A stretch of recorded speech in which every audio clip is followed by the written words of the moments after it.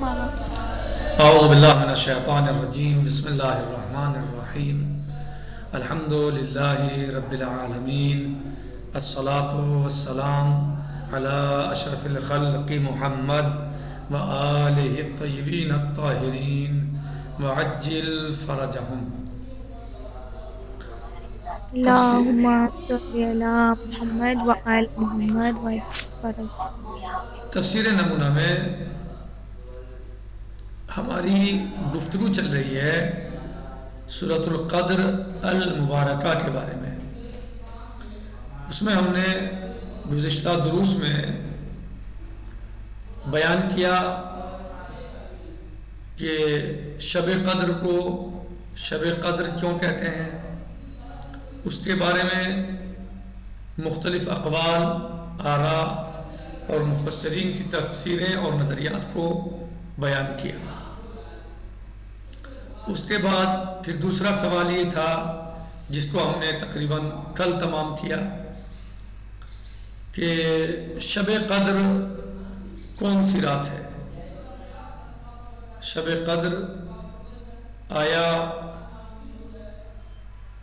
شب 19 ہے یا شب 21 ہے یا شب 27 ہے یا شب 23 ہے یا اس سے پہلے اور راتیں دیگر یا بعد والی، کون سی رات ہے کہ جسے شب قدر کہا جاتا ہے بشکل تعین، یعنی جسے یہ کہا جا سکے کہ یہ شب قدر ہے. تو اس کے بارے میں ہم نے بیان کیا اور آراء بھی بیان کی، احادیث بھی بیان کی، روایات بھی اہل بیت علیہ السلام سے بیان کی. نتیجتاً یہ کہ شب قدر کو آخر میں دو شبوں میں یعنی بیان کیا گیا روایات میں، یعنی بیشتر روایات، اور وہ شب 21 اور شب 23. پھر راوی نے سوال کیا، جیسے بیان کر چکے اس بات کو، راوی نے سوال کیا امام علیہ الصلوۃ والسلام سے، رسول اللہ اگر میں ان دونوں میں سے کسی ایک کو نہ منا پاؤں، یعنی اس میں جو ہے وہ عبادات کو اچھی طریقے سے انجام نہ دے پاؤں، اور ایک میں دے سکتا ہوں دوسری میں نہیں، تو مولا میں کس میں انجام دوں؟ کس رات کو شب قدر کے عنوان سے مناؤں؟ کس رات میں شب قدر کے اعتبار سے عبادت کروں اور اعمال کروں؟ تو امام علیہ السلام نے فرمایا کہ جس میں ممکن ہو اس میں کر دو، ان دونوں میں سے. یعنی امام علیہ السلام نے معین نہیں فرمایا، ان دونوں میں سے کسی ایک کو معین نہیں تھا. جس میں تمہارے لیے آسانی ہو، جو تمہارے لیے ممکن ہو، اس میں آپ شب قدر کے اعمال بجا لائیں یا شب قدر کے احیاء کریں، عبادت کریں، اس میں دعائیں کریں وغیرہ. اور نتیجۃ القول یہ ہے کہ برادران اہل سنت کے یہاں، ان کے یہاں جو روایات پائی جاتی ہیں بڑی مقدار میں، وہ شب 27 کی ہیں. وہ شب 27 کو شب قدر مانتے ہیں. اور ہمارے یہاں جو اہل بیت علیہ السلام سے روایات ہیں وہ جیسے آپ کو بتایا ان تین راتوں میں شب 19، شب 21 اور شب 23، یا شب 21 اور شب 23، یہ تمام باتیں بیان ہو چکی. شب قدر کے فضائل آپ سن چکے، پڑھ چکے. شب قدر سے مراد کیا ہے، کیا اس کی عظمت اہمیت ہے، وہ دیکھ ہو چکا. اور شب قدر کون سی رات ہے، اس پر بھی بیان ہو چکا. آج ایک تیسرا سوال اس میں اور کیا جاتا ہے، یا ہو سکتا ہے یا ہوتا ہے، اور وہ یہ ہے کہ چرا شب قدر مخفی است. شب قدر کو پوشیدہ کیوں رکھا گیا؟ شب قدر کو مخفی کیوں رکھا گیا؟ کیوں اس کو پوشیدہ رکھا گیا؟ اس کو ظاہر کیوں نہیں کیا گیا؟ جیسے کہ میں نے ابھی آپ کو ایک روایت پیچھے سے بھی سنائی کہ امام علیہ السلام سے جب راوی نے پوچھا تو امام نے کہا مثلا شب قدر شب بیست و یکم یا بیست و سوم، یعنی شب 21 ہے یا شب 23 ہے۔ راوی نے اصرار کیا کہ ابن رسول اللہ ان میں سے کوئی ایک اگر میں نہ منا سکوں تو پھر مجھے کون سی اس میں سے منانی چاہیے، کس میں مجھے اعمال مخصوصہ کرنے چاہیے، کس رات کا مجھے احیاء کرنا چاہیے؟ تو امام علیہ السلام نے فرمایا ما ایسر لیلتین فیما تطلب، جو تمہارے لیے آسان ہو، جس میں تم کر سکتے ہو اس میں آپ اس کو انجام دے لیں، یعنی چھ آسان است دو شب برائے ان چھ مخواہی، صحیح۔ ولی در روایت متعددی یہ بیان ہو چکا، اور پھر آخر میں جمع کیا گیا تھا ایک روایت میں امام صادق علیہ السلام سے کہ تینوں راتوں کو یا جو تینوں روایتیں ہیں مثلا ان کو جمع بھی کیا جا سکتا ہے، یعنی شب 21 شب 19 شب 21 اور شب 23۔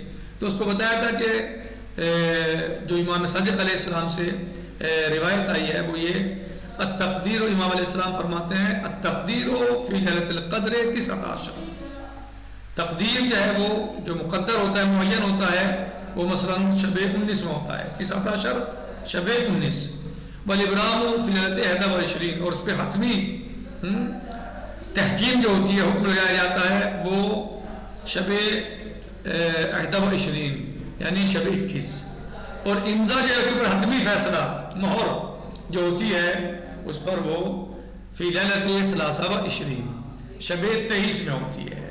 بہرحال ان تینوں ہی راتوں کو ہمارے یہاں بہت اچھی طریقے سے مومنین مناتے ہیں، یعنی احیاء کرتے ہیں ان راتوں میں، نمازیں پڑھتے ہیں، دعائیں کرتے ہیں، اعمال مخصوصہ کرتے ہیں۔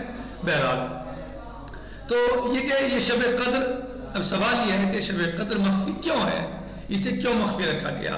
آخر ایسا کیوں نہیں ہو گیا کہ اللہ عز و جل قرآن کریم میں یا نبی اعظم محمد مصطفیٰ صلی اللہ علیہ وآلہ وسلم بیان فرما دیتے یا اہل بیت علیہ السلام بتا دیتے، جیسے کہ آپ نے روایت میں پڑھا، راوی کا اصرار بھی پڑھا کہ مولا ایک بتا دیجئے کوئی مثلا کہ میں دونوں کو نہیں انجام دے سکتا، دونوں میں عمل نہیں کر سکتا، دونوں کا احیاء نہیں کر سکتا، تو ایک کا کر سکتا ہوں تو ایک بتا دیجیے۔ تو امام علیہ السلام نے اس کے باوجود بھی یہی فرمایا کہ جس میں آسان ہے تمہارے لیے ممکن ہو اسے آپ انجام دیں، اس میں آپ اس کا احیاء کریں۔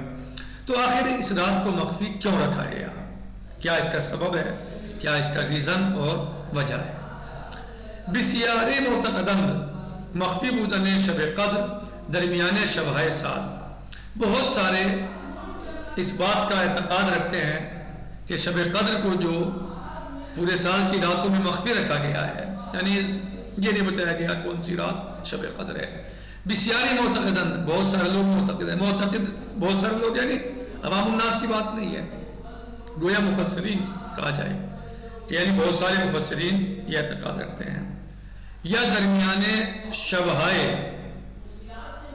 ماہ مبارک، یعنی سال کی راتوں کے درمیان اس کو جو ہے وہ رکھا گیا، مخفی رکھا گیا، یا علی الاقل ماہ مبارک رمضان کی راتوں میں سے مخفی رکھا گیا۔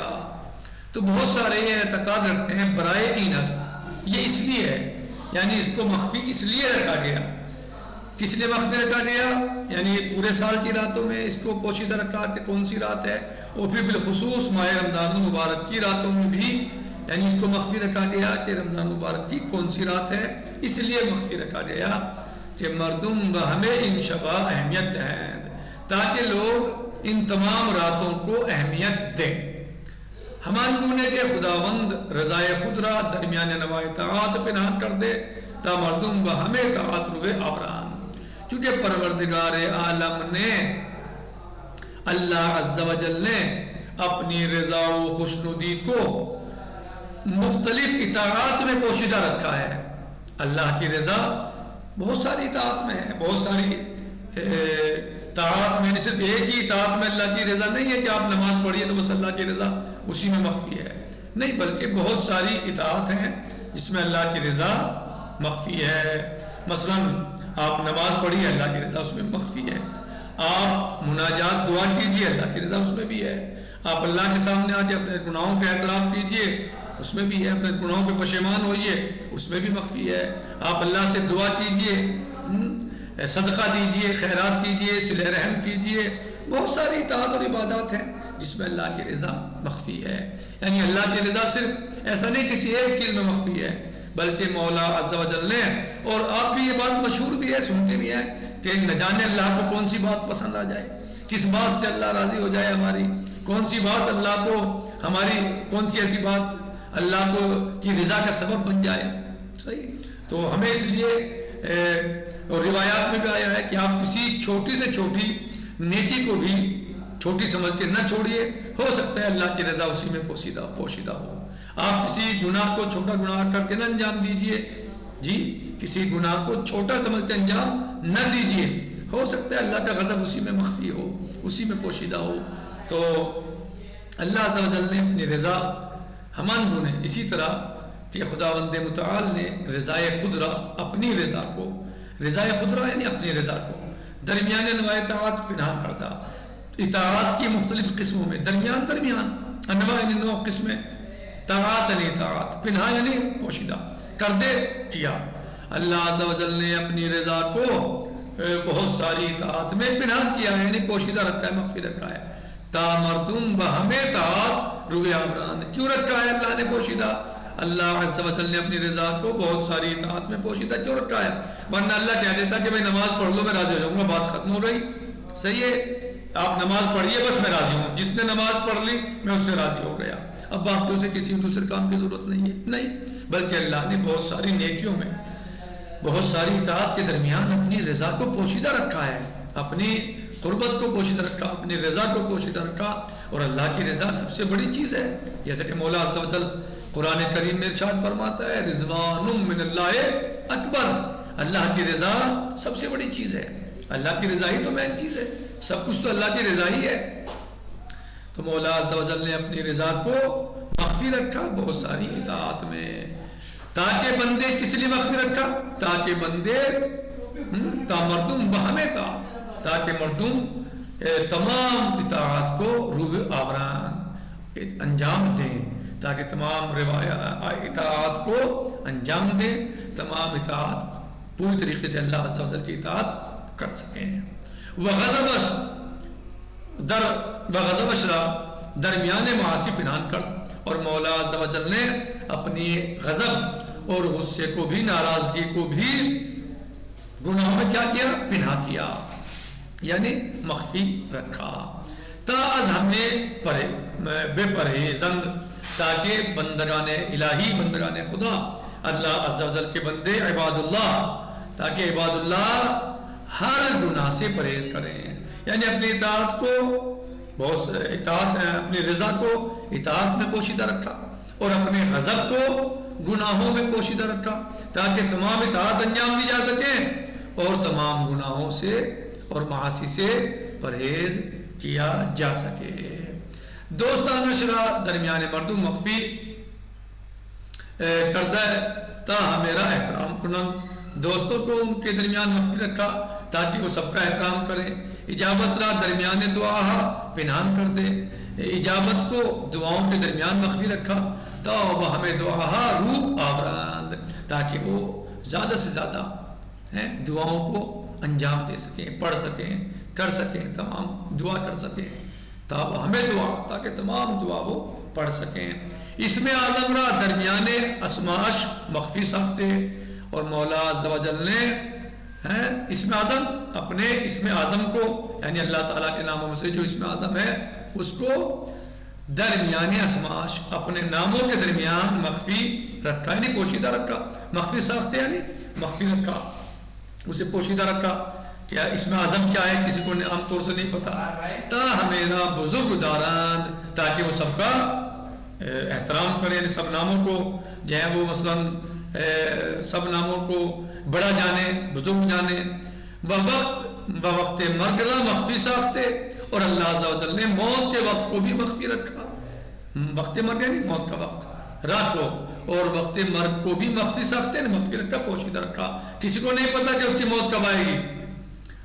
بالکل صحیح سالم آدمی انسان ایک دم اچانک دنیا سے چلا جاتا ہے، اور بہت زیادہ بیمار، بہت زیادہ کمزور، لاغر، معیوب، وہ کافی دن اور سال چینج دیتا ہے، وہ دنیا سے رخصت نہیں ہوتا، اللہ اس کو حیات دیتا ہے، بولو لاغر ہے، کمزور ہے، بیمار ہے۔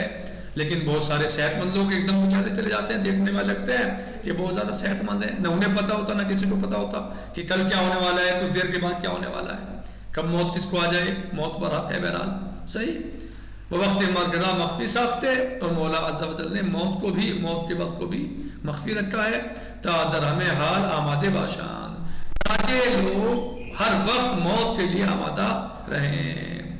وَإِن فلسفہ مناسبی بنظر میرساد۔ انشاءاللہ ہم یہیں پر اکتفا کرتے ہیں، اور باقی آنے والا درس جو ہے انشاءاللہ اس میں ہم باقی شب قدر کے جو یعنی سوال ہے یا اور جو باقی باتیں ہیں اس کو انشاءاللہ بیان کریں گے۔ امید کرتا ہوں کہ آپ سمجھ گئے ہوں گے۔ والحمدللہ رب العالمین، والسلام علیکم ورحمۃ اللہ وبرکاتہ۔